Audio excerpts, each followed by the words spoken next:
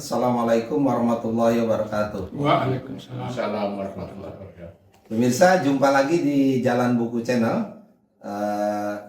Jalan Buku Channel, channel yang punya moto The Power of Literasi.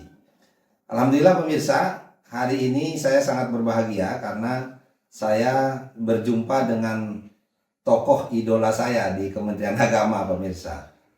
Beliau adalah Pak Dr. Andes Haji Ahmad Ghazali. Assalamualaikum Pak, sehat Pak? Alhamdulillah. Sehat ya Pak ya? Alhamdulillah. Iya. Sehat atau doanya kawan-kawan. Ya, alhamdulillah.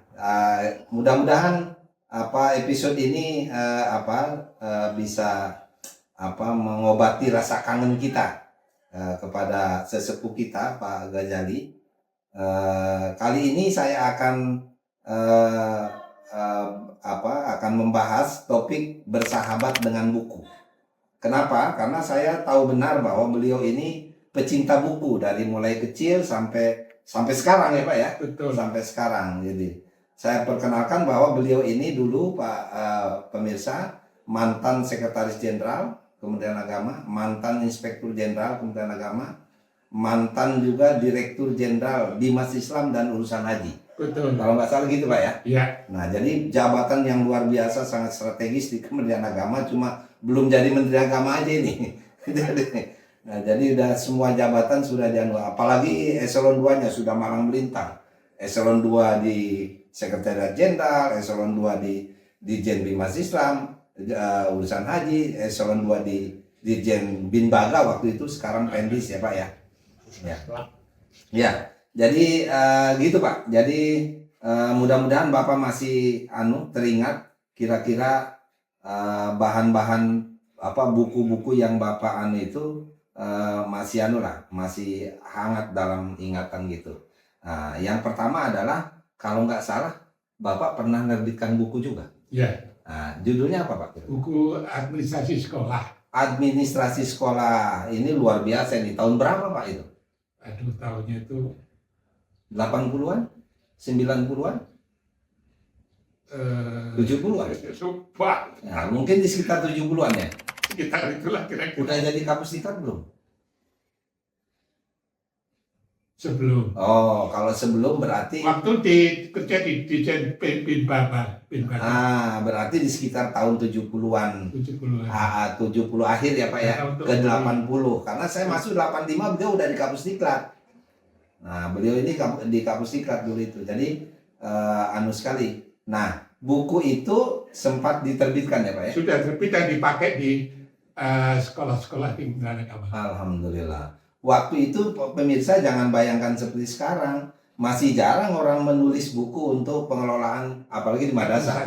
Apalagi di madrasah ya Pak ya? Iya. Itu masih minim ya. Ini Yang nulis. Kalau sekarang mungkin namanya apa ya?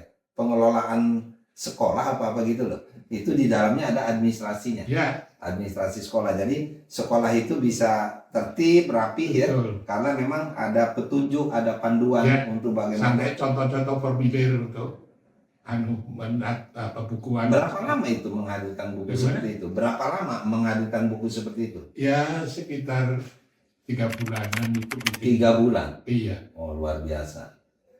Jadi itu karya yang monumental dari Pak Ghazali ya? Ya hanya satu. Hanya satu itu.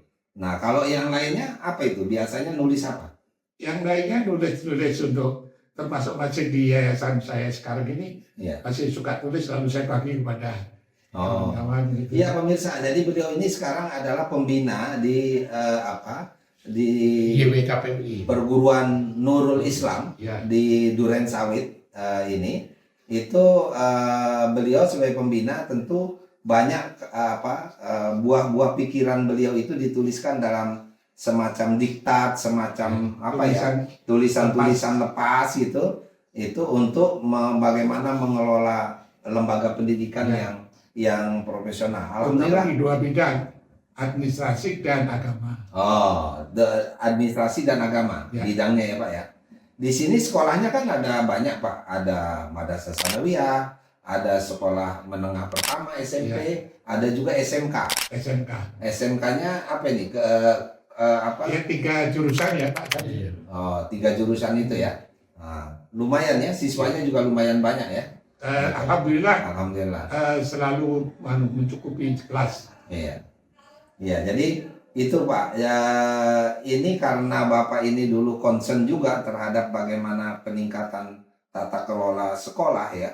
Itu apa Pak harapan Bapak untuk generasi penerus Bapak ini di Kementerian Agama tentang bagaimana mengelola sekolah itu Pak?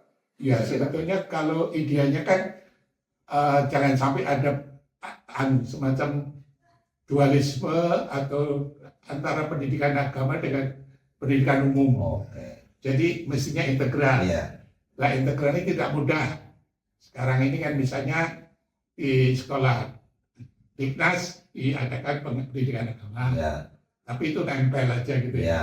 Sedangkan di sekolah di Bali pendidikan agama, agamanya lebih banyak dan merupakan Iya. diusahakan untuk integritas gitu ya. Iya. Tapi memang sistem kita secara nasional masih mengenal dualisme itu. Mudah-mudahan pada pemikiran yang datang sadar kita seluruhnya bahwa kebutuhan bangsa ini dalam rangka peningkatan karakternya, karakter bangsa ya, dua-dua itu harus seperti zaman dulu Ibnu Khaldun, bapak sosiologi, Khawarizmi, Aljabar matematik dan seterusnya. Kedokteran Ibnu Sina, mestinya seperti itu. Iya. Jadi ada upaya itu masih tetap ada Pak. Masih Sekarang kita saksikan di beberapa perguruan tinggi agama Islam ya, itu memang ada upaya-upaya untuk mengintegrasikan itu, mengintegrasikan ilmu-ilmu sains gitu, sains dengan agama gitu ya. Jadi ada upaya itu. Kami kemarin juga ada Pak dari GUPI, kebetulan saya dengan teman-teman di GUPI itu juga ada MOU dengan Darul Fatwa Australia. Darul Fatwa Australia itu sudah ada model integrasi antara sains dengan agama, tapi caranya menurut saya masih sangat sederhana. Sederhana itu apa? Jadi terhadap teks-teks buku sains gitu yang ditenggarai atau dicurigai tidak Islami gitu, nah itu dikasih penjelasan. Nah, bukan integrasi secara utuh. Kan kita menginginkan sebetulnya utuh. Sehingga lahirlah orang-orang seperti Ibnu Sina, Al-Khawarizmi gitu ya, Ibnu Khaldun. Nah, itu seperti itu kan. Nah, ini belum tuh, tapi sudah lumayan sebetulnya. Agak pendekatan integratif ini udah mulai kelihatan. Nah, tapi ada teman dari ITB itu Pak Suparno itu mencoba bagaimana fisika dasar itu dibuat secara integratif tadi. Jadi sudah menyatu, tidak lagi kelihatan mana Islamnya, mana tidak ada dikotomi. Tidak ada dikotomi lagi, sudah menyatu dan itu jadi satu kesatuan. Tapi itu pun baru bisa yang fisika dasar itu untuk jenjang pendidikan tinggi, belum untuk menengah. Nah, kita sedang mencoba bagaimana Pak Parno, Dr. Suparno itu untuk menghadirkan yang bisa untuk pendidikan menengah, apalagi kalau ke dasar. Nah, itu kan memang itu membutuhkan satu segi sistemnya. Yang kedua manusianya, tenaganya, gurunya, dosennya. Artinya ada pembangunan SDM-nya ya. Ada pembangunan SDM-nya harus disiapkan juga. Betul. Gitu. Misalnya kalau yang dulu itu gini, siapa sih yang mengajarkan sains itu sebaiknya? Apakah guru agama berkolaborasi dengan guru sains atau gimana? Atau sebaliknya guru sains tapi dia ngerti agama, misalnya gitu. Nah, atau bagaimana gitu. Nah, itu kalau sudah menyatu barangkali itu lebih mudah untuk menghadirkan gurunya. Tapi kalau masih dualisme begitu, susah kan Pak ya? Kurang lebihnya mohon maaf. Billahi taufiq wal hidayah. Wassalamualaikum warahmatullahi wabarakatuh.